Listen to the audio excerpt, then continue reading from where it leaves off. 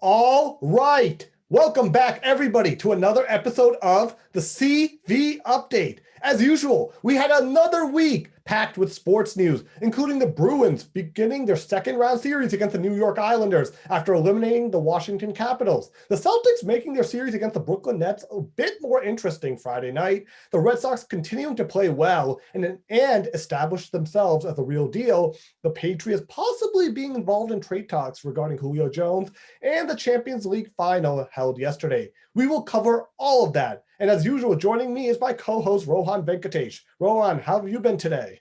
Well, I can't really complain considering the way things are going. The three Boston teams in action, well, two of the three are doing really well, and the other one is not doing badly. So I'm not going to complain about that.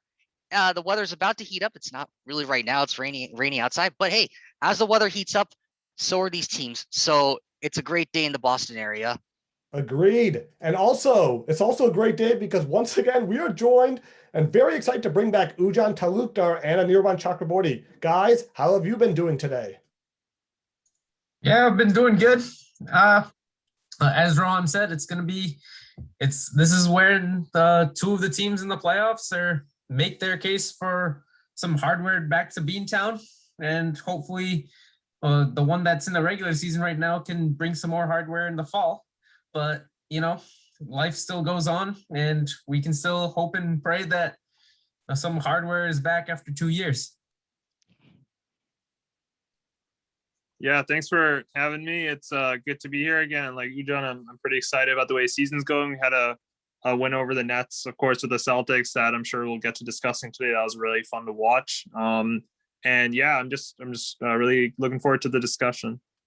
All right. Yeah, we will talk about the Celtics win over the Nets on Friday, but let's first talk about the Bruins. Big win last night, and of course, they beat the Capitals 3-1. I mean, that series went a lot quicker than we expected, right, Ujan and Rohan? Like Ujan, a couple weeks ago, we had Bruins in 7. They ended up winning that in 5. Oh yeah, they dominated. Like Tuukka Rask in game wasn't 5. Even close. Tuukka Rask 40 saves and 41 shot attempts, and you have Patrice Bergeron 2 goals, David Pastrnak with 1 goal. But the real story about Pastrnak is last night 3 goals. Oh, the hat trick, man! Absolute the hat domination over the Islanders. What a way to bring fans back to the Garden in front of a packed house. The first thing that they got to see was a Pastrnak hat trick. So yeah, it's got to be great for the fans as well. And it's a little bit of sweet revenge. I know it's only game 1, but considering their woes in the regular season, it's a pretty good start.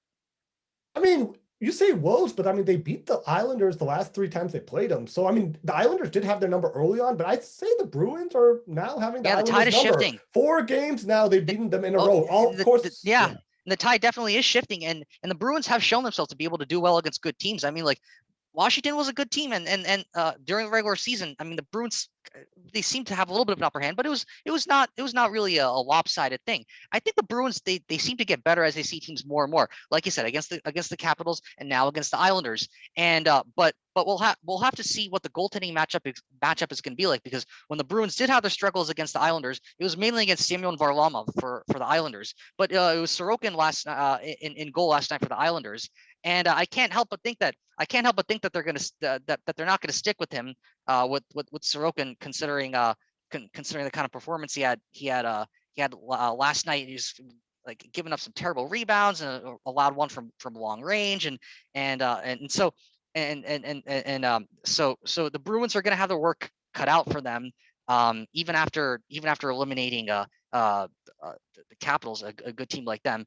But the Islanders are also a good team. They eliminated Pittsburgh, yeah. So these are the 2 teams who eliminated Ovechkin and Crosby in the first round. So that's going to always make for an interesting series in the NHL, even though its 2 biggest superstars both withered away in the first round.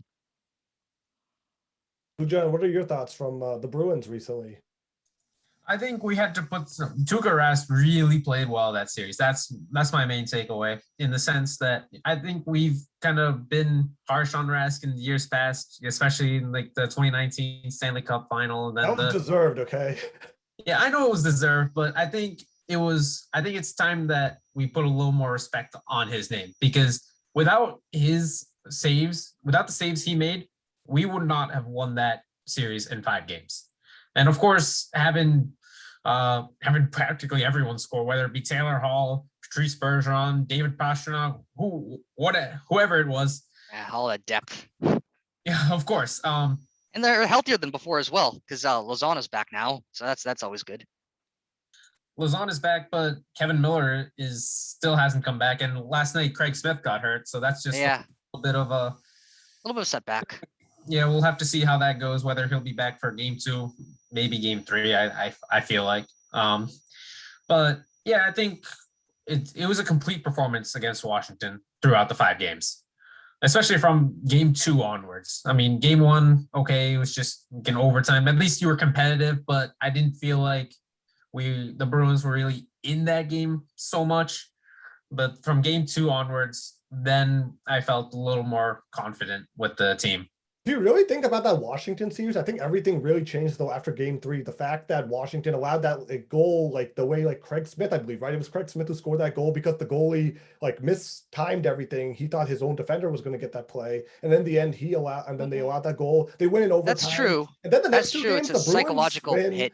And then after that, what was it? It was like 4-1, game 4 win, then 3-1, game 5. So the Bruins pretty much kind of handily won those last 2 games. It almost seemed like that game 3 loss was like a gut punch to that whole Washington team morale, right? I mean, if we look back at what happened, that was a huge play. Like obviously you don't just go up 2-1. You kind of, it seemed like that just demoralized Washington after that. No matter how good you are, it's hard to start 3 different goalies in the first 3 games and expect to win a series. It basically means your team is in shambles. So yeah. I mean, you got to give it to the Bruins for taking down a good team like that. But I mean, Washington, all they did have their struggles, and when you have 2 good teams going up against each other, all it takes is something like that. I just didn't expect it to be this lopsided, though. That's the real shocker. I mean, I'll take it. It's a shocker in the Bruins' favor, but if they can keep that up, I don't think it's that much of a stretch to say that the Bruins can go pretty deep against some really good At teams. this point, they're already in the second round, and they just won game 1 5-2 against the New York Islanders. So yeah, I totally think that they can go to the Stanley Cup final at this point and probably win it. And Anirban, what are your thoughts? Like, I know you had some thoughts on this too, right? Yeah, I mean, I think in terms of the like tactics and individual performances, we've heard some great ideas already. But I did also want to point out, right, that the 5-2 win over the Islanders was actually the first time in over a year that the Bruins had fans in their stadium, and that was, I think that's definitely like something to keep in mind going forward. First of all, that it's really nice that we're getting back to that. And also like the impact that can have on the morale and like the way the team performed. So I remember Patrice Bergeron was actually mentioning, how much they'd miss that kind of energy and atmosphere. And I think we see that in all types of sports, right? No matter how we try to compensate, at the end of the day, when you have thousands of fans cheering and making noise and like cheering you on, that definitely adds something, right, to sports fundamentally. So I think that was something to note, and maybe that's something that can also definitely have a positive effect on performance. Oh, definitely agree. Like even in hockey, a sport where home ice isn't what it is like in other sports in terms of home. Statistically, it matters the least in the 4 major yeah, but sports. Like, that said, like I mean, actually, I think it might matter a little less in baseball, but it definitely doesn't matter as much. Yeah, but like even then, like it's still something, right? Like all of a sudden, like in a playoff game in your home building in a tight game is 2-2. Charlie McAvoy scores in the 3rd period. It's 3-2. You have the crowd absolutely going nuts. Then Pasternak, that goal he scored 4-2. I mean, that's when the crowd is at its finest, right? Like I remember NBCSN last night was showing the crowd, and like it was a full capacity. Everyone's just screaming, just having a great time, and that's something the team feeds off of, especially after like a long layover where we haven't seen fans at the full capacity. So having the players experience that again, having the fans cheer them on every time, and like this was like a game where the Bruins, I'm actually glad, like it kind of, when I say glad, I think the Bruins showed that they actually dealt with adversity because they go down 1-0 in that game. Then Pasternak goes off of a bad penalty call. Yeah. It was a hooking call where the call was questionable at best. But they showed adversity because but then the Bruins get a power play near the end of the first, and then they're able to bury that one. So I mean, overall, I think the officiating probably called more penalties than I thought they should have on both sides, I would say, because some of the calls against the Islanders were also questionable, but at least the officiating was consistent. But taking advantage of the power play and also having a deep lineup to play competitively when you're at even strength, and of course being able to get production from the other lines. It doesn't always just have to be the Bergeron-Marchand line, and I think the team is gelling right now, and they just got to keep doing whatever they're doing.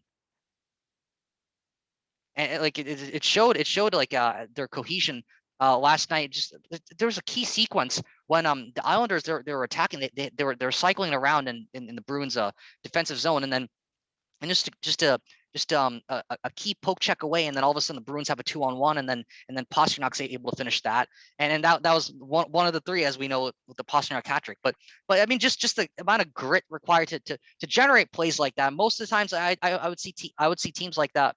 Like that when they're in a defensive hole like that, they just get tired. And the Bruins, this team, they're a team that's opportunistic. They're willing to jump on chances, and I saw all of that last night, and I love it. I love seeing that. And I want to see more of it. Exactly. And I'm just going to bring this up just before. This is going to be our final thing. And then I'll go to you, John, for your final thoughts. But the last two Bruins games now, 8 goals they've scored. David Pastrnak, 4 goals. Patrice Bergeron, 2 goals. Those are your 2 best scorers. And then you have Taylor Hall, of course, who's always chipping in as well. He's been awesome for this team. One of the best acquisitions this team has made at the trade deadline, probably in recent years. I mean, just wow, what a turnaround he has had. Like, he seems like a complete different player. Better in Boston than in Buffalo. Yeah, definitely. I mean, so anyways, I'm very happy with that. Ujan, what are your final thoughts on this team? Game 2 is tomorrow night. Do you think the Bruins go up 2-0, or what do we see from the Islanders? Any adjustments? I think the Bruins will go up 2-0. The way I think the momentum is definitely on their side. It's once again, it'll be in Boston, full house. You can't really, if game 1 was anything to go off of, the crowd will probably have the same energy again for game 2. I think the Bruins just need to clean up a few things, at least on the penalty kill. At least not go into the box in the sense that they, at least in the first round, I felt like they were in the box quite a bit, especially for all these little ticky tack or like roughen penalties that which I think they just need to cut out of their game. But as long as you're kind of in even strength and not on the penalty kill, they'll be fine. Definitely agree. But that's our take on the Bruins. Obviously, great start last night, 1-0 up on the New York Islanders, and they play tomorrow night. So we'll see what happens again. Now, guys, let's move on to the Celtics, who, I mean, it's still not looking great, but you know what? At least it's not going to be a sweep. And I think all of us are kind of relieved about that because, I mean, obviously May 25th, they lose to the Brooklyn Nets 130-108. Jason Tatum, he left the game after being poked in the eye. But what a turnaround in game 3, because that game 125-119, and I will give him credit this time because unlike those 60 points against the San Antonio Spurs, this was against Kevin Durant, James Harden, Kyrie Irving. Durant scored 39 points. Harden scored 41 points. Jason Tatum scored 50 points. And the Celtics needed every one of those to win that game 125-119. And now we have a series again. It's 2-1. And game 4 is tonight at the Garden, full capacity. So I'm excited about this. I'm not as pumped as I probably would be if the team was actually hadn't underachieved all season. But you know what? I mean, I'm happy it's back to a series now, 2-1. And I mean, I don't know. I mean, it was just everyone, right? Marcus Smart, 23 points, hit a lot of good big threes. Evan Fournier, 17 points. Tristan Thompson, just loved the energy he had, 19 points. Kemba Walker, that's what I hated though. 6 points, 3 of 14 shooting, not good enough. That's not good enough for someone making $35 million a year. So we need Kemba to be last season's Kemba in order to tie the series up tonight. Ujan, what are your thoughts on everything that's been going on this last couple of days about Kemba? Here's the thing. Kemba has had his injury issues all year. And the thing is he's had it since he came to Boston. I mean, really from March 2020, you had all that time off before playing in the bubble. The knee wasn't 100%. Then you had the off season, between the bubble and this season. It still's not 100%. If it was 100%, he'd be playing second game of back-to-back. And then there was a question of whether he would play game 3. And then because of that left knee, maybe it was bothering him. I love Kemba and I'm one of his biggest fans, but when he's not playing well, I will admit it. And I'm not trying to make any excuses here, but I think maybe, do you really think it's his left knee that's still bothering him? Do you think he was in pain during the game maybe? Don't know. I mean, it's just been going on for such a long time. But Anirban, what are your thoughts on I guess, not just Kemba, but the whole a game 3 win against Brooklyn? Do you feel a little more optimistic that instead of 5 games, this could be maybe 6, maybe 7 games even? Do you feel like the Celtics kind of have some morale boost now from game 3, enough to actually make this a real series? I do think so. I mean, I think first of all, though, we should give credit where it's due to Jason Tatum. I know for this entire season, we've been saying, you know, he needs to be like a 40+ point scorer for us. He needs to reach those high levels against really good opposition. And he did exactly that on game 3.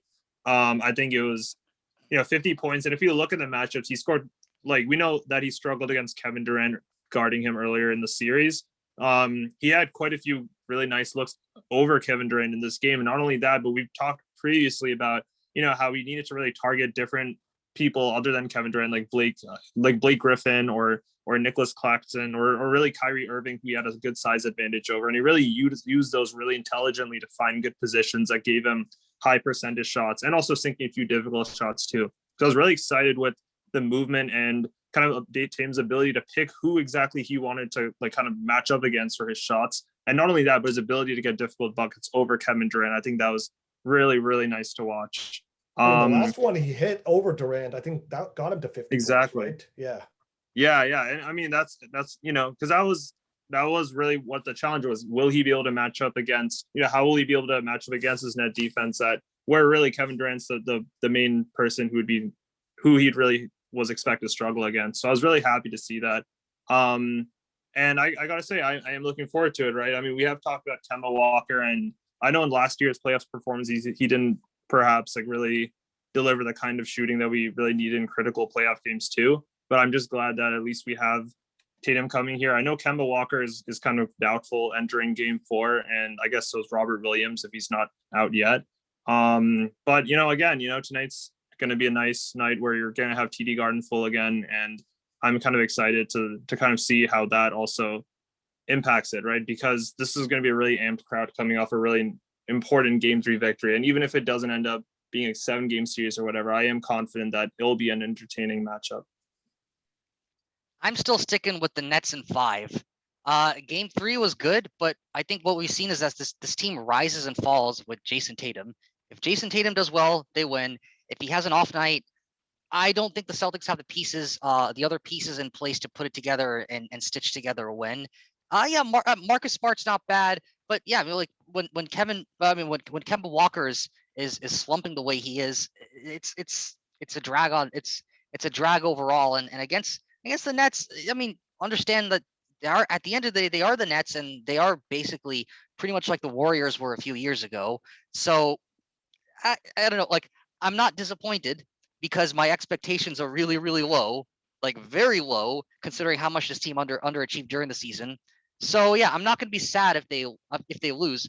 I'll be pleasantly surprised if they win. But yeah, right now I don't think my perceptions really changed. It'll just make it a little more entertaining. That's all. I mean, I think that's what I was sort of expecting. I wanted to say one thing. I think as realistically, we all know that the Celtics are nowhere near the level that the Nets are. And I think as fans, we just want to see fight in the team. And I think we saw that in game 3. I felt like we didn't see it in game 2, like maybe the first half of game 1. Then after we know what happened after that. But like from game 2, after allowing 40 points in the first quarter, I was like, oh my goodness. It was like over before halftime. Yeah, precisely. And then of course like 109 points at the end of 3 quarters, right? Like 109 points at the end of the 3rd quarter. That's how bad it was, like the defense, right? Something like that. I mean, either way, you just didn't even get off to a good start in game 2. I think that's just ultimately what it came down to. One of the things I wanted to say was I think Brooklyn is going to make a change, like at least what I saw was when Kemba was bringing up the ball, like into the front court, it seemed as though Jason Tatum was doing like a little bit of a screen. Like originally KD was on him. And then when Jason Tatum like rolls like kind of toward the top of the key, then Brooklyn switches their matchup. So it's either like Kyrie on JT and then Kevin Durant guarding Kemba, something like that. Maybe I just feel like Steve Nash could at least make that little tweak so that they don't switch like when Jason Tatum like rolls out to the top of the key. I hope that Steve Nash doesn't notice that, but and I just want to see Jason Tatum go off for another 50 points again, but we'll see what happens. And here's the thing with Brooklyn, right? Like defense is their weakness. Like that's already known. Like the thing is, people have already, like everyone already acknowledges, even like all the analysts who picked them to win the finals. We know Brooklyn is a bad defensive team. The reason we still pick them as the favorites is why? Because they have James Harden, Kevin Durant, Kyrie Irving, 3 of the top 10 players in the NBA, and 2 of them are in the top 5, Harden and Durant. So that's why we're picking with Brooklyn. Defense is not their calling card. Defense is never the calling card in the NBA, especially nowadays, right? It's all about offense, and Brooklyn has the most offensive firepower. That's why everyone expects them to win the series. So I wouldn't expect to, I think Brooklyn now will probably be like, okay, we can let James Harden go for 50, but let's clamp down on Marcus Smart, Evan 48. Let's basically just force Tatum to get all the points and not have his other players involved, especially with Jaylen Brown now out for the series and the rest of the playoffs, as we already know. Their job is a lot easier on that front. So I wouldn't expect, I think Brooklyn is okay with letting Tatum go for 50 because he went for 50 in game 3 and they only lost by 6 in the end. They barely ended up, I mean, I guess it was a little closer than the final score indicated because Boston was up by like 10 towards the end, I think. But I think Brooklyn's okay with letting Tatum just score and they just shut down the rest of the team because they know that one guy can't beat them. That's what Golden State basically did when they had to play LeBron in 2018, right? They let LeBron go for like 51 in game 1 of that series. That's the one where J.R. Smith, of course, infamously thought that the game was like tied or they had a lead and he got the free throw. But anyway, that's what was Golden State's strategy. Let LeBron do whatever he wants, and we know the rest of his team isn't good enough. I wouldn't be surprised if Brooklyn tries the same strategy now in game 4 onwards. But we'll see. I don't know. Like, I mean, it's going to come down to the rest of the role players, right? Because obviously it's not a good thing. I mean, Kyrie obviously played pretty poorly in game 3, and we'll see how he does in game 4 tonight. His first game back in a full TD Garden, and he got booed pretty heavily, and he kind of did seem shaken by it. So we'll see what happens now when he has 17,000 people booing at him instead of just 5,000. So that's kind of what I'm kind of curious about today. What happens? How does this team rebound for the Celtics, how does this team kind of complement what happened in game 3? Do they just kind of fall on their face, or do they have another really strong performance and even up the series, which I think is possible now? Like I still think the Nets will win the series, but I wouldn't be surprised if it goes to 6, maybe even 7 games at this point. I don't, so we'll see what happens. I mean, I will say that I think the Celtics, at least in game 3, did prove that they are able to, like, you know, adapt their offense and their game strategy, especially going forward. I mean, in this game, right, James Harden had 41, Kevin Durant had 39. So they were like, Nets were still shooting. It became a shooting out contest. I think, you know, I remember we were talking in game 1 about Tatum's need to kind of create space and facilitate these weaker matchups. I mean, I think we can give them some credit for having the flexibility in the middle of the playoffs to kind of adapt their playing strategy. So while Steve Nash will certainly try to counter Jason Tatum's explosiveness, I still think that we did see good enough performances from our role players to kind of warrant some optimism entering game 4, even if they do try to counter that. Yeah, definitely. But that's our take on the Celtics. Obviously, a big game 3 win and a big game 4 tonight in front of a raucous TD Garden crowd. Let's see if that makes any difference. But no, it's been obviously a disappointing season for the Celtics. But I don't know if they can at least bring some morale going into next season. I think I'll take that. I think all of us will take that at this point. If they lose in 6 games to this Brooklyn team, at least show some fight and spirit. Right? I don't know if it messes up their draft picks for the following year. I mean, the draft pick is already set though, but the draft pick is already set because, I mean, at this point, they're going to be like, 17th, 18th or something like that. So really, I mean, I don't think the draft pick is going to be that much different, but I don't know, at least, you know, like unlike the Miami Heat, who actually made it to the finals last year, completely laid an egg against Milwaukee, got swept, the Eastern Conference champions from a season ago. The Miami Heat are now out of the playoffs in 4 games. So at least the Celtics showed grit and fight against a better roster. So at least there's something to take out of it. And I think Danny Ainge, the general manager, has already said that this offseason, there are going to be some major moves. So I don't know what's going to be there, but clearly there are going to be some roster moves to hopefully put this team back into the right direction, because this season was clearly in the wrong direction. But that's our take on the Celtics. Obviously, big game 4 tonight. But anyways, guys, now let's talk about the Red Sox. It was kind of I guess it was a pretty good week. They split the series against the Atlanta Braves. They did lose the first game, I think 3-1 back on Tuesday. It was a 2-game split. They lost the first game 3-1. Wednesday, they won 9-5. That was a pretty nice win just because they were down 3-1 and 4-3 in that game. And the rain delay. Yeah, the rain delay, and they won that game. A game that finished after midnight. Nick Pivetta, he didn't have his best game, 4 runs in 6 innings, but now Somehow he's 6-0 6-0. though. Yeah. He's been Can't pretty good complain for this about that. team. I mean, considering they got him from the Phillies last year for Brandon Workman. And you know what the funny part is about Brandon Workman? He's actually back with the Red Sox now. So the Red Sox basically traded Brandon Workman, got Nick Pivetta, who's 6-0 for this team, and now they've ended up re-signing Brandon Workman. So really, the Phillies just gave us Nick Pivetta for free now. That's what's ended up happening. A guy who's 6-0 for us. I mean, this is a great trade. I mean, you basically, I mean, it's awesome. Like, so anyway, and guess what? Brandon Workman for the Phillies didn't even do anything for them. So now the Red Sox, even better, just more gravy. The fact that they got Nick Pivetta and Brandon Workman for basically, I guess, a couple months of, I don't know, like what? Like, I don't even know what they ended up losing in the end. A couple months of Brandon Workman in a season where they were anyways the worst team in the league, and they ended up getting the number 2 draft pick or number something draft pick overall. Like, I mean, which helped their draft stock. So anyways, yeah, I mean, so that was good. And then they won 2 games against the Miami Marlins, not Florida Marlins. Miami Marlins on 32-20 now, half game back from the Tampa Bay Rays. I think 1 game because the Rays. Yeah, they got an the insane Phillies. record, but they're still down in the division. How is that possible? There's only like 3 teams and 3 or 4 teams in all of baseball with a 600 or better win percentage. The Red Sox are one of them, and they would still have to play a wild card game against the Yankees if the playoffs started today.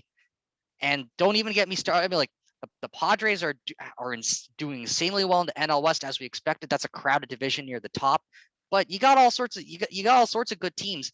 And the Red Sox, even though they've had an amazing week, it's a little frustrating that they haven't been able to pick up any ground. That's the really frustrating part. And of course, this is a little bit of a quiet week because there's 2 off days and a rain out in today's game that should have happened. Now it's a June 7th makeup day against the Marlins. But at least in the few games that they did play, I liked what I saw. Granted, one of them was a shortened game, also because of rain. So yeah, you'll take the wins however you can get them. In the one loss, I mean, that was more the offense. I mean, Garrett Richards, he didn't have a bad game, but the Red Sox, when they got a run early, they stranded a lot of runners, and then they failed to really jump on the Braves then, and that's eventually what did them in. But it looks like they got their groove. I mean, the pitching rotation is gelling, and the bullpen isn't doing badly, and the offense is, we're getting production from all over the place. I mean, JD Martinez is having a good year, but I mean, in this last week, I mean, you saw production from other parts of the line. You had Verdugo getting that game winning home run against the Marlins a couple of days ago, and then of course the game before that, the 9-5 win against the Braves, like Devers and Renfroe each with the home run, and then Bogarts, Vasquez getting RBIs, and so you're getting run production from all different parts of the lineup. And when what else do you call a team where the offense is gelling, the pitching is gelling, and the bullpen isn't doing so badly? That to me, I don't know. It's not rocket science, but I call that a good team. Yeah, I'd say they're a contender for sure. I mean, Ujan, what are your thoughts? Every week we talk about are the Red Sox for real, right? So, I mean, I think it's just going to be the trend for this 2021 Red Sox because they've defied expectation at this point, right? So, I don't know. What are your thoughts after this? Another strong week, Ujan. Yeah, I think they're like Rohan said, they're doing well. I still have a few questions about the bullpen, but I think as you said, Amartya, that Nick Pivetta is doing very well. I would have loved to see Eduardo Rodriguez pitch today, but Rain had other ideas. But I think the starting rotation is at least doing fairly well. Martin Perez had a good game yesterday. I'm happy that Franchi Cordero has been sent down to the minors. I mean, I hope he does better there, but I think it was a little too early for him. Maybe he just needs to at least get some hits and to bring his confidence up, and then maybe he'll get a call up later on. But overall, I'm happy with where this team is, despite being 1 game back of Tampa Bay in the division. I think it's half a game, but yeah. And can we also just take a moment to laugh at the New York Yankees because they just got swept by the Detroit Tigers? Can we just acknowledge how embarrassing that is that the New York Yankees just got swept by the Detroit Tigers? That is, I wouldn't start laughing so quickly. The Red Sox have them next week, and next week it's they're going to be on the road the whole week. They got the Astros, and then they got the Yankees. They got the Astros for 4, and then the Yankees for 3.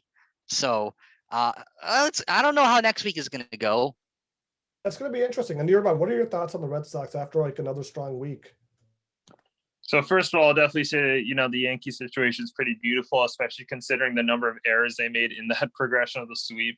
You definitely definitely entertaining. I actually do want to highlight something that I know Rohan brought up about kind of our loss, and I think there's one specific article I was reading today actually by Sean Penny in the Boston Injection that was really interesting about how the Red Sox have actually kind of struggled in some cases to really drive home runs that were already on base, especially like, for example, on third base. So, for example, in their loss to the Atlanta Braves, they actually had multiple opportunities with the bases loaded and they were actually not able to, they were only able to, I think, to squeeze out one run the top of the first inning.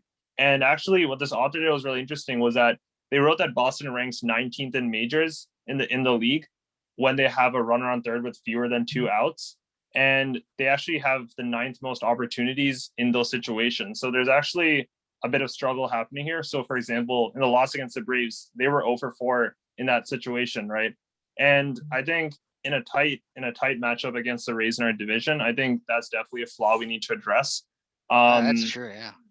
Yeah, and I really like that article because I think those statistics were really telling. For example, Xander Bogaerts, they actually mentioned that in situations where he steps up to the plate and there's a runner on third, he's actually 1 for 6. And he's 1 for 9 this season with bases loaded, right? So it's kind of a paradox because the Red Sox have such a competitive batting average and on base percentage. But I think those kind of clutch situations we need to definitely improve because especially in tight games, right? 1 or 2 runs that you could get is a difference between victory and defeat. So yeah, you make That's a a good point great over there. point. And right now the Red Sox seem to not really be affected by it that much because they just get so many scoring opportunities that even if they convert a small portion of them, they're still able to score a lot of runs. But like you said, I mean, this is not going to be able to continue forever. And when scoring opportunities become more and more few and far between, they're going to struggle to come up with runs. And of course, some of that also has to do with the fact that some of that's also adds to evidence that getting runs by getting the ball in play doesn't really pay off that much anymore. And then because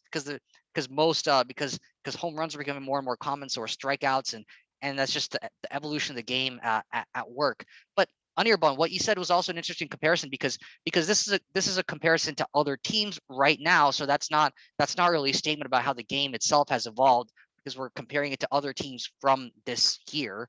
So it's Xander Bogaerts 1 for 9. That's fascinating. 1 for 9 with runners in scoring position, considering he's such a good hitter.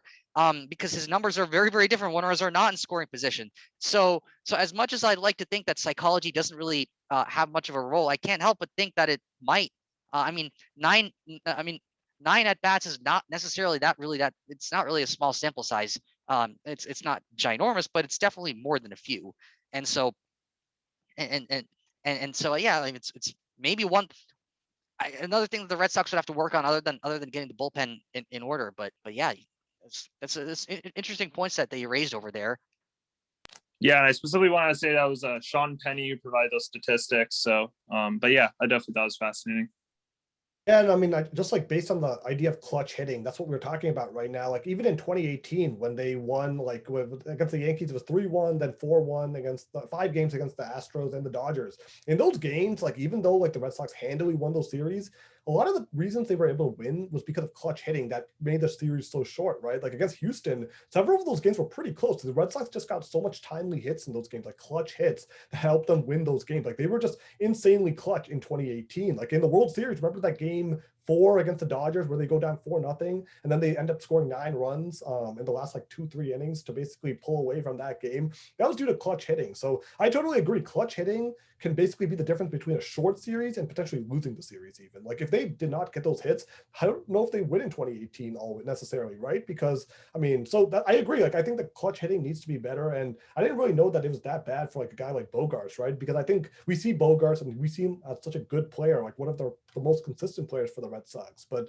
that is something I think should be like kind of observed more going forward by us, like seeing how these guys perform with like bases loaded, if it's like a tie game, even like they're down by a couple runs. I think they've actually done a pretty good job in the clutch overall. I don't know, Anirban, if you have stats on their overall clutch situation, because there have been some games where they've definitely won by playing from behind and stuff like that, which is, I mean, I'll say this, it is the making of a good baseball team when you're able to kind of battle adversity. And I mean, against the Braves, right, you're down twice and you're able to battle back and win those games. So I think that they've still done a pretty good job in the clutch overall. overall, but I think that's definitely one thing that's going to be the difference in October. And I can't believe we're actually talking about October now, because at the start of the season, we were just thinking about whether or not they would even be respectable. But I think maybe that discussion may start slowly, should be brought up now. Like, how far is this team from being a real like World Series contender now, or just a playoff contender, right? Because once you make it to the playoffs, anything can happen, right? Like the Nationals a couple years ago, right? They took down the 107 Come on, win they're not Astros. they have the third best record in the league. We're 2 months in. Like this team is for real. But no, I totally Like- agree. So that's why I think we need to start discussing how can this team be improved, right? Through trades and stuff like that. We talked about the Oh, bullpen yeah. being weak, right? Or not as strong. So what's the solution? Maybe go and try to get a closer or get a good middle reliever from these teams. Come on, you should be able to do that, right? Or maybe add another bat in the lineup that can really help you in that case. There are a lot of options that this team can have to improve the roster. And I think now we have to start looking into that direction, because I think this team isn't as far away from contending for a championship as we might think now, right? I mean, the rotation, maybe you get another more proven like rotation, like a guy in the rotation. Maybe you add another guy, a setup man in the 8th inning to help Matt Barnes, to help you get to Matt Barnes in the 9th inning. Those are the questions we need to start asking this about now, because they've already shown that they're not going to be a pushover. They're not going to go away easy, which is a great sign for us, because that means this summer has just gotten a lot more interesting. John, any thoughts? Summer's going to be even more interesting if we see deep playoff runs by the other two Boston teams. For sure. I don't know, John, any closing thoughts on the Red Sox? I mean, I think you nailed hit the nail on the head. It's just that really, like I said earlier, it comes down to really the bullpen, and I guess Matt Barnes is doing all right as a closer. I mean, I don't really think closing games is an issue. Maybe just like the, I guess, 6th or 7th innings. I mean, you can't exactly depend on your starters to go very deep into games every single night. So I just think maybe somebody who's at least a middle of the game reliever would be beneficial for this team. Anirban, yep, I agree. Anirban, any closing thoughts on the Red Sox? Yeah, I mean, at this point, I agree with Rohan, right, that they've deserved to be considered as real deals. And now the focus should indeed, as you point out, be turned to improving the team going forward and possibly looking at prospects too, like Jared Duran, for example, who's apparently impressing with Team USA right now and could actually be add a lot of firepower to our base running, which is also something I think we need to improve. We're like, I believe around 18th in the league in stolen bases. And I think increasing that statistic too could be a nice complement to our already really effective hitting. Yeah, definitely agree. But that's our take on the Red Sox. Another great week for them. And yeah, as Rohan said, you have Houston for 4 games, and then the Yankees. Finally, we play the Yankees in June. So that'll be an interesting series coming up this upcoming week. But anyways, guys, let's talk about the Patriots now. Obviously, there wasn't a whole lot to discuss about them. It's like the OTAs, like the optional training camp is now going on for the team. I guess like the real news at this point is Julio Jones, and whether or not, we talked about him a bit last week. He wants out of the Atlanta Falcons, and live on Undisputed, when Shannon Sharp called him live on air, he said, "I'm out of there." So basically he's done with the Falcons. And I mean, obviously we talked about it. Ujan, I just want to get your take. Like, you take Julio Jones for a 1st round pick, right? If that's what the Falcons ask, would you give a 1st round pick for Julio Jones? Most definitely. I think the Patriots just need to add to their receiving core. That's the one part of the offense I feel less confident about compared to the other positions. At this point, maybe try to see if you can get like a N'Keal Harry out of there if possible. I don't know if Atlanta will do that, but 1st round and N'Keal Harry, I think, would be helpful, because that, in the sense that you're letting one wide receiver go and then you're bringing upgrade in as a replacement per se. Whether Atlanta does that, I don't really think they will. Well, I mean, the thing is, what is it at this point? Atlanta's kind of at a disadvantage, right? Because like they already, I mean, now it's out there that Julio Jones actually wants to be gone. It's not just a rumor anymore. They actually have audio of Julio Jones saying, "I want to leave." So it's not. So at this point, Atlanta doesn't really have as much power. And if the Patriots give a 1st round draft pick, let's be real, right? He's also 32 years old, and he is a great player, but he's battled injury over these past couple of years. So I think Atlanta would take a 1st round pick, and they take a guy like Harry, like a prospect, view someone who could use a change of scenery and stuff stuff like that. Like, I mean, and probably like a less pressured environment in Atlanta than Boston market. So I actually think Atlanta would be open to it because Harry, like at the end of the day, like they'll see like, maybe there is a first round talent that we have to unlock there. Maybe New England wasn't the best fit based on the quarterback situation, everything that went on there. Maybe he needs kind of like a less pressure in an environment and stuff like that, which is what you get in Atlanta. So do you think that could also be a thing like for Atlanta to consider that type of trade? I think so. I think, but at least Atlanta has a first round tight end, and they drafted Kyle Pitts from Florida, so at least there's one piece there. They have Calvin Ridley over there, so I think maybe Calvin Ridley and N'Keal Harry, two young wide receivers, that could be at least pretty. That could make at least their receiving options pretty good, if you ask me. But I would, if I were Bob Kraft, I would say just try to at least submit an offer for N'Keal Harry and a first round draft pick and see where that takes you. That's my first point. That's my starting point. I agree. Rohan and Anirban, any thoughts? I mean, we already talked about it, but I mean, would you do that, Anirban and Rohan? N'Keal Harry and a first round pick for Julio Jones? For me, I will personally offer to drive N'Keal Harry to the Logan airport and also pick up Julio Jones. So I would be, you already know my answer to this. So I'm just curious, what is your take? Is that an overpay or is that good enough? I would definitely be okay with that. I will note that right now it looks like, at least based on reports, the Titans might be the front runners for taking Julio Jones for a second round draft pick deal. Interestingly, that appears to be like the most clear indication. But again, I think he really brings a firepower to our offense. I mean, a key question remains his health, right? Because last season, to my understanding, he played like 9 games out of like the 17 out of the 16 possible. But I will know that in those 9 games, right, there are out of those 9 games, in the 5 of them, he had over 90 receiving yards. He still managed to score in that season like 3 touchdowns. And if you compare that to Calvin Ridley, right, Calvin Ridley played, I think, 15 games in total. And out of those 15 games, I think I would argue that he maybe had a slightly higher proportion of 90 plus yard games. But like, I think the point I'm trying to get at here is that although Calvin Ridley's kind of upcoming person, Julio Jones, a lot of people may be seeing he's on a downward spiral. I don't think so. I think he's still really elite. And by these numbers, when he did play for the Falcons, he had a lot of yardage, especially in a season where they struggled. So I would definitely take him. And I think he'd still be a really great player for us to have. Yeah, I'm just going to put this out in context just because you mentioned this. Julio Jones, as you said, did play 9 games. I'm looking up his stats right now. 51 receptions for 771 yards. And just for comparison, the Patriots' leading receiver last season, Jacoby Myers, in 14 games, had 729 yards in 14 games with 59 catches. So he did have more catches, but Julio Jones still had more yards and 3 more touchdowns than Jacoby Myers in 5 fewer games. And that the Patriots' leading receiver. So Julio Jones would be an instant upgrade over anybody the Patriots have on offense, even at age 32. I mean, Rohan, what are your If thoughts? Julio Jones wants out of Alabama and you're willing to go to the airport Atlanta, and pick him up, right? I mean, if he wants out of Atlanta and he wants, and you're willing to go to Logan Airport to drop off N'Keal Harry and pick up Julio Jones, I got one thing to say, and that thing is, I hope it takes 3 hours for you to drive to the airport, and I hope it takes 28 minutes for Julio Jones to come here. Oh, I see that. Okay, I like that. 3 hours and 28 minutes. I mean, okay.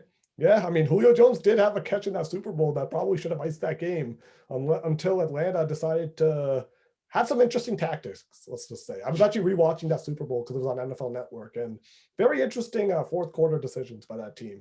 But anyways, yeah, I mean, that's kind of really what we have for the Patriots. Like, I don't want to really go into the whole Mac Jones versus Cam Newton because let's be real, that's going to be like our summer discussion. Like, we're going to talk about this every week. Is it Mac Jones or Cam Newton? It's going to be decided on the field for the most part. I mean, so there is something interesting though, right? Like, because week 4 when they play Tampa, right, and Brady comes back to Gillette, do you put Mac Jones there or do you put Cam Newton on the field? Because here's the thing. I actually think Cam depends Newton, what happens the first 3 games. No. So here's the thing. You have to realize this though.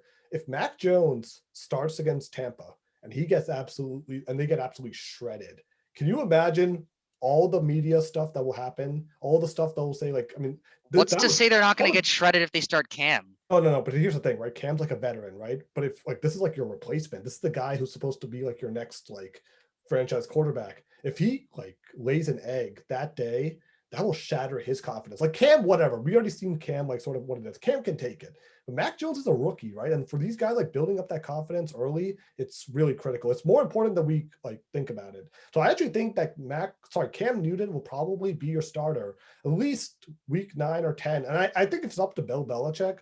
I think if it's up to him, Mac Jones doesn't start his rookie season at all. He doesn't start a single game. I think he wants Cam Newton this They'll season. definitely come in lopsided scenarios. They're not going to just bench him the Okay, whole time. maybe that, but like I'm talking about in terms of like meaningful games. I don't think if it's this way, I think Mac Jones does not start a game unless Cam gets hurt or is just terrible, so bad that like he has no choice. I think that's really like the bar that Belichick has set because I think he wants Mac Jones to spend this rookie season to learn as much as he can. And just for reference, I mean, it is like a viable strategy because Tom Brady in 2000, he actually only had like 3 passes that year. And then obviously the next season he took over and that was a different story.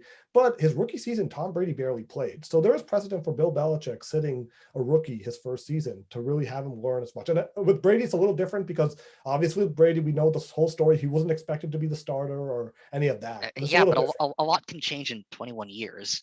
Belichick is not the same person he was then. Yeah, I don't know. Do you really think that? He's learned a lot over the course of 6 Super Bowl wins with the team. I mean, Ujan, what do you think about this? Bringing you guys on this, I just want to. I mean, what are your thoughts on this? Do you think Mac Jones could start that Week 4 Tampa game? No, that's just it's a simple no for me. I think Cam Newton has to start at least the first 4 weeks. I mean, we talked about the schedule a couple times that we have Miami at home, then you have the Jets away, then you have New Orleans and then Tampa Bay at Gillette Stadium. I think the first 3 are winnable games regardless of quarterback. And when you and I did this week by week preview, Marta, we agreed that the Pats were going to win those 3 games regardless of quarterback. Yes, yep, we did. I'm quite convinced right now that Cam Newton will be the starter. And provided that we'll go 3-0, there's no reason to start Mac Jones week 4, at least against Tampa Bay, like regardless of record, because then it's just kind of like a sudden change. And then like, oh, you're going to bring a rookie quarterback in against like this defending Super Bowl champions. Like that just doesn't make sense. So I think it has to be Cam Newton to start for as long as he does well. Let's be honest. Yeah, Anirban, what are your thoughts? Any chance we see Mac Jones, barring some like injury to Cam Newton week 4? It's going to be, you think, I'm thinking it's Cam Newton. You think so too, right, Anirban? Yeah, I would think so. I mean, if you already look at the OTAs that have been already starting for the Patriots, like Cam Newton has, it seems, been like the person kind of doing most of the drills, though it does appear that there is kind of a competitive effect that now Mac Jones is there. It seems that he's really also pushing Cam Newton to really perform. And I think that's a positive benefit. Though I will say that Mac Jones also appears to be having a really nice OTA session as well. Like Kendrick Bourne had some good words to say about him, about his leadership and energy. Bill Belichick mentioned how he's really reading the playbook to kind of get to know the plays a lot better. So I'm really happy with, or at least it sounds like the initial reports are pretty positive for him. But, I agree with what people are saying that Cam Newton it appears that, Bill Belichick spent most of the time talking about Cam Newton and his QB situation a few days ago. I'm definitely expecting him to start. And I don't know, maybe I'm drinking the Patriots Kool-Aid, but I'm starting to think more and more that this is actually a possible playoff team this season. Like obviously, Ujan, we did the predictions, right? Like I have them at 11-6. I think you had them at 12-5. Joe had them at, I think, 10-7. I forget what he had exactly. I had them at 13-4, actually. We did. Okay. I think I had them at 11-6. Okay. So 13-4. Yeah. So, I mean, we all have them as like a playoff team. So like, I do think that this team is going to be better than what they were last year. And I don't know, like, I mean, the NFL playoffs are just kind of weird, right? Like this is going to be like the decade of Pat's mediocrity between Super Bowls 39 and 49. I mean, that was a mediocrity. Come on. I mean, they had a 16-0 season. They went to 2 Super Bowls, and they were a great team. They didn't win, but they weren't mediocre. They were one of the best teams in the league still. Just had a mediocrity in playoff appearances. still would have called it that. Like, I mean, you told me most teams playing 2 Super Bowls, and then, I mean, every year they were like pretty great. I mean, they had some one and dones, but I mean, they were still a great team during that 10-year stretch. I wouldn't say I mean, mediocrity would be like if it's like another season like 2020, like if they're 7-9 and just squeaking in the playoffs one year and then they go 3 years without a playoff, then I would say that's mediocrity. But I wouldn't call mediocrity that stretch from 39 to 49. They were still a great team during that stretch. And even those years that they were like between 39 and 49, there were still a couple of AFC championship like games where they made it to the AFC championship game.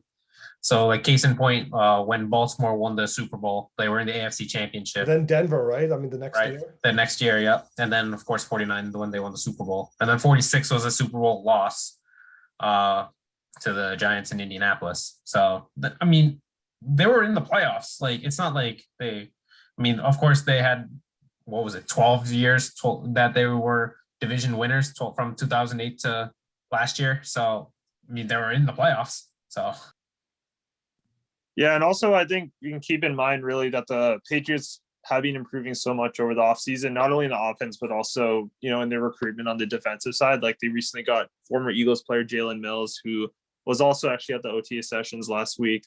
So I'm going to say, already it's a team I can see vying for the playoffs. And if Julio Jones does come, then, I'm predicting that we're going to definitely be in the playoffs and be making a fun run. And like I'm just gonna put this out there because the Super Bowl is going to be in Inglewood, California this year, which is LA, and you know what LA is, right? Hollywood. And what would be more Hollywood-esque than the Tampa Bay Buccaneers and the New England Patriots facing off at the Super Bowl? Like, what would be a better Hollywood story than that? So I mean, I know it's still a long shot for now, but that's just something I'm just going to keep in mind, just because it can't be scripted up any better than this, right? The Tom Brady against his old team going for the Super Bowl. Like, can you imagine the storylines? Like this podcast, we would be going. Yeah, the first time unreal like, this. are you going to root for Brady and the Patriots? No, the question is, are you going to root for Brady or the Patriots? I'm gonna root for the Patriots. I mean, I hope. No, that'll be the question to all the haters out I there. just want to make sure. I just want to get everyone on the same page. I do love Tom Brady still, but all of us would cheer for the Patriots in that scenario, right? I would. Although last year in the Super Bowl, I cheered for Tampa in the Super Bowl last year. But I'm talking about. I mean, I think all of us did, but I'm talking about this year. If Brady is playing the Patriots, all of us are going to cheer for the Patriots, right? Yeah, I would be rooting for the Patriots. Yes. Yep, definitely. Okay, good to know. Good to know. Okay. Anyways, that's our take on the Patriots. Obviously, an interesting offseason. I mean, I like what they've made, and it'll be interesting to see what happens going forward too. And okay, I'm just gonna make this kind of quick because we're kind of nearing the end of the time limit I've sort of set for this, but we're just gonna quickly talk about the Champions League final yesterday.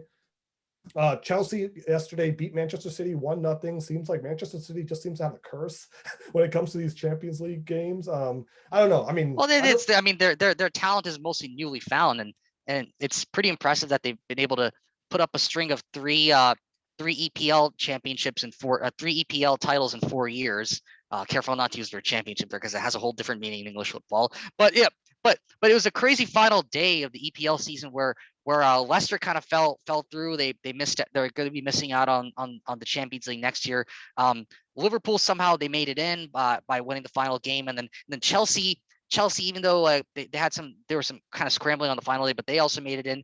And so I'd say the biggest winners of the last couple of weeks. I mean, Chelsea obviously with the Champions League win, but even having that interesting finish in the final week of the EPL season and then squeezing into the Champions League for the final year. I mean, for the following year, is an interesting outcome to have. And I mean, it's but some key departures for Manchester City. Pep Guardiola, he has a lot of hardware to deal with for Manchester City, but he's going to be losing Sergio Aguero, and I mean, it pretty much brought him to tears on the last day of the EPL season. And of course, we can never forget what Sergio Aguero has done for Manchester City back in 2012 when they were this nobody team, and they pretty much just been bought over by a wealthy Middle Eastern family, and now ever since then they have all these riches, and now they've been pretty much rolling, and now they're the team to beat. Now it's just the team to beat is in Manchester. It's just on the other side of Manchester. So it is also interesting that it was an all European final. all English final, just like it was 2 years ago between Tottenham and Liverpool. And in addition to that, hey, like it's an interesting fact is that you had an American on the winning team, Christian Pulisic for Chelsea. So that always makes things a little interesting. Yeah, I mean, I just want to quickly cover. I mean, I agree with you. I mean, Manchester City has been a dominant team ever since the new ownership took over. I just want to quickly cover the game a little bit. Just, I mean, it was a 1-0 game. Kai Havertz scored the only goal near that like end of the first half. It was 42 minutes in. I mean, I thought Manchester City overall, I mean, it was like one of those games where they controlled possession. I think at the end of the day, like I have to look it up officially, they had like 63, 64% possession, and they clearly outmaneuvered Chelsea. But they're driving a lot towards the end as well. They had a few good opportunities, and they just missed their chances later on. Sort of like, I mean, they took several long throws. When it went out of bounds at the touchline near the corner flag, they made several long throws, and a couple of them almost led to pretty good chances. And I would say probably what did Manchester City in near the end was that they pretty much held onto the ball for too long, which allowed the Chelsea defenders to kind of close in and then thwart any scoring opportunity that they could have gotten from there. But I mean, credit to Chelsea. They were a good team and they made the most of their chances. Because Thomas Tuchel, he deserves a ton of credit for rallying Chelsea around after they dismissed Frank Lampard, right? So I mean, great coaching, everything around that team is great, and they'll be a good team again next year, obviously. So it's going to be interesting to see what happens going forward for Chelsea. I mean, it's been kind of like a rocky road, right? Like you have Antonio Conte, he wins you a he wins you EPL title, and then they dismiss him. Like, so I mean, they've been able to rally around pretty well. I mean, they obviously had Mourinho back in the day. I think he won them in 2015. Then they win with Conte in 2017, and now they have a Champions League title again. So I mean, I guess it's a rocky road for Chelsea, but they've been getting, every now and then they have a pretty good year, and this was one of their years which it ended well.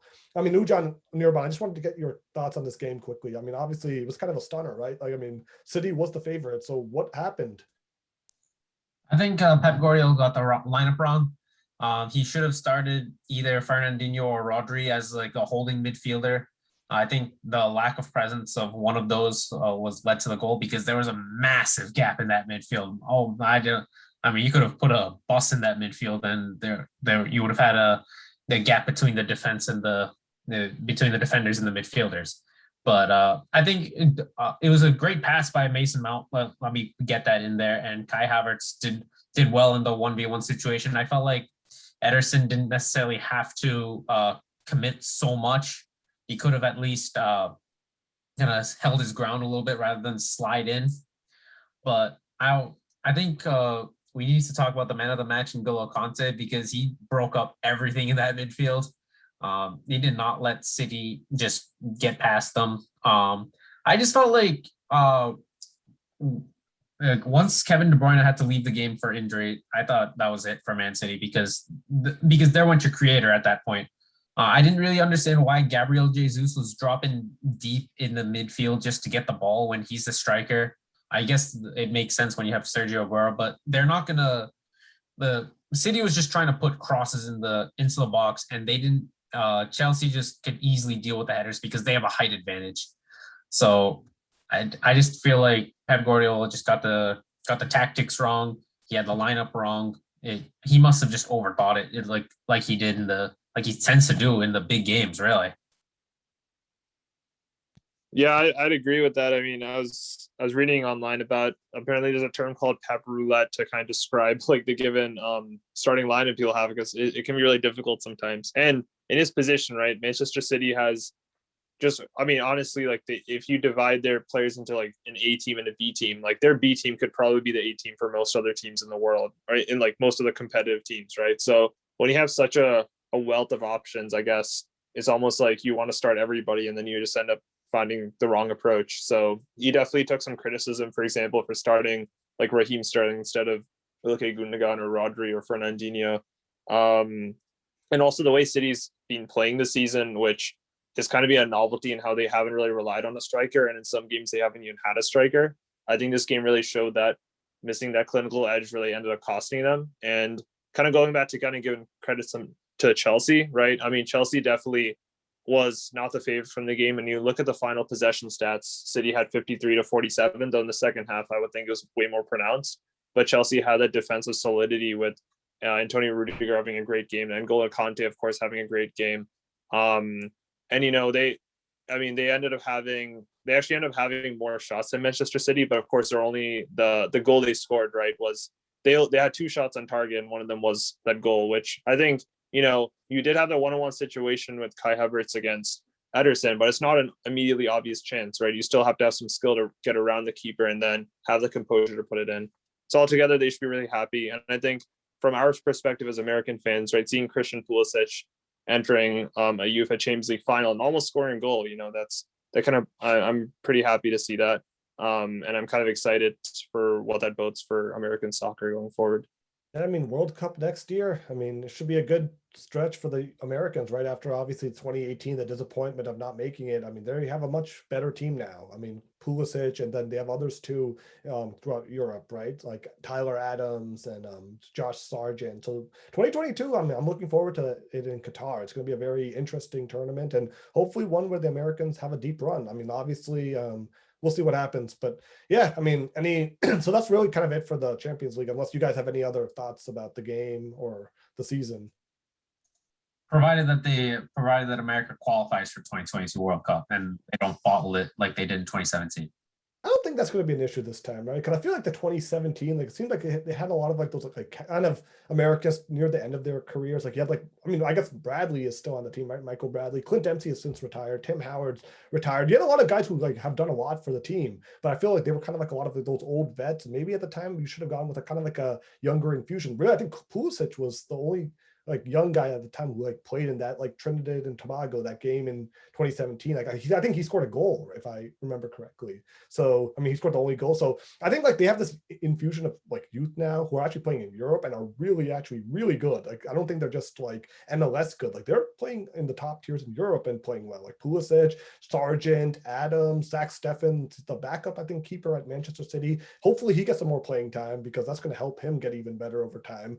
So I think they'll qualify this time. I mean, obviously, I still don't think they're as good as the European like behemoths, like Germany, like France, England. I still think that those countries have an advantage just because it's like a natural kind of talent like thing. Like they develop it like for a living pretty much. Like they've been doing it for decades. So I still don't think you're at that level yet, but I think you can at least close the gap this time and maybe make things interesting. Do you think so, Ujan?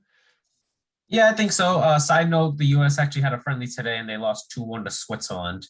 But I think this team has a lot of young players. I think they just need like some veteran to at least kind of lead them, in the sense like maybe Michael Bradley or perhaps a Josie Altidore. I know both of them haven't really been playing well as of lately, but I just think just needs to be like a veteran leader in the team, and I think the US squad will be just fine for next year. Bring back Clint Dempsey as a coach then. I mean, that will fire him up, right? Yeah, perhaps. I think right now it's the focus will be on the CONCACAF Nations League this week against Honduras, and then potentially a final against either Mexico or Costa Rica. So I think that'll be at least a good start. At least that's a good place to see where you stand, at least within your confederation. So I'm looking forward to I'm looking forward to the Honduras game, and then hopefully should the US beat Honduras, either Mexico or Costa Rica. And I love those US Mexico games, so I'll tell you that. Yeah, Rohan, any closing thoughts? Yeah, it's gonna be interesting summer, but hopefully the Euros get underway, and then the World Cup in less than a year, and then qualifiers before that. And like you said, it looks like the US looks like they do have a better team than last year.